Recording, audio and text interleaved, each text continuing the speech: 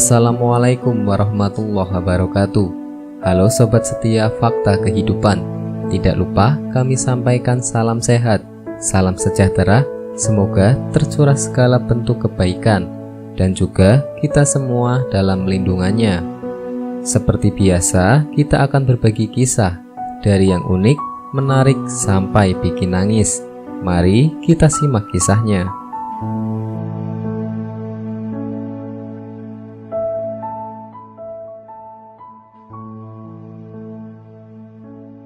Petugas kremasi syok temukan uang ratusan juta di dalam peti mati si kakek. Terungkap kisah menyedihkan ini. Tribunsulsel.com. Kakek tahu telah mewariskan seluruh hartanya kepada dua putra kesayangan yang telah berkeluarga. Sesuai dengan adat istiadat setempat, ia menyerahkan 2 hektar tanah untuk bercocok tanam anaknya.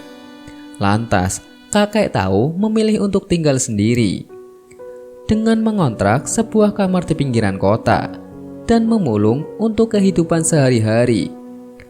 Dilansir dari Epoch Times, karena diterpa angin dan terik matahari sepanjang tahun, ditambah lagi merasa sayang untuk mengeluarkan uang sebab ingin hidup hemat sehingga kekurangan gizi, kakek itu merasa tak sanggup bertahan lagi. Kakek tahu pun ke rumah putranya, bermaksud tinggal di rumah putranya dalam sisa hidupnya. Kakek itu juga berharap putra dan menantunya itu bersedia mengantarkannya ke liang lahat saat meninggal nanti. Namun, kakek tahu tak pernah menyangka, ternyata tidak ada satupun dari kedua putranya itu bersedia menerimanya tinggal di rumah. Akhirnya, kakek tahu pulang ke kontrakannya. Tak lama kemudian, kakek tahu meninggal dalam kesendirian. Sebelum meninggal, kakek tahu punya firasat bahwa waktunya sudah tiba. Ia pun mengenakan pakaian atau baju untuk orang yang mati yang dikebumikan dan memasukkan setumpukan uang kertas di balik pakaiannya. Kedua putranya yang mengetahui kematian kakek tahu juga tak banyak pikir.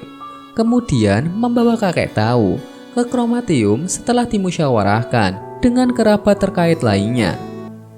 Tapi mereka sontak tercengang ketika mendengar ada setumpukan uang kertas yang bertebaran di dalam pengabuan kakek tahu.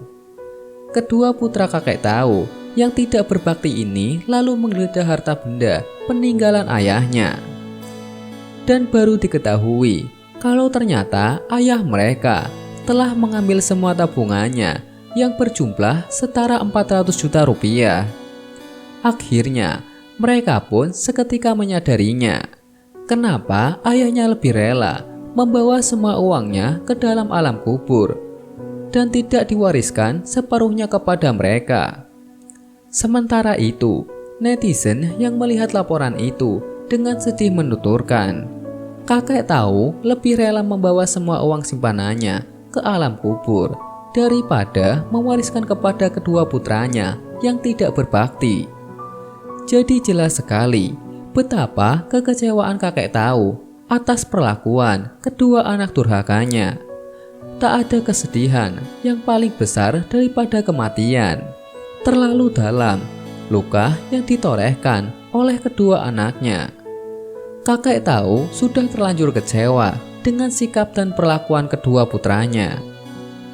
Betapa dingin dan perihnya perasaan kakek tahu saat mengenakan pakaian dari kain kafan, baju untuk orang mati.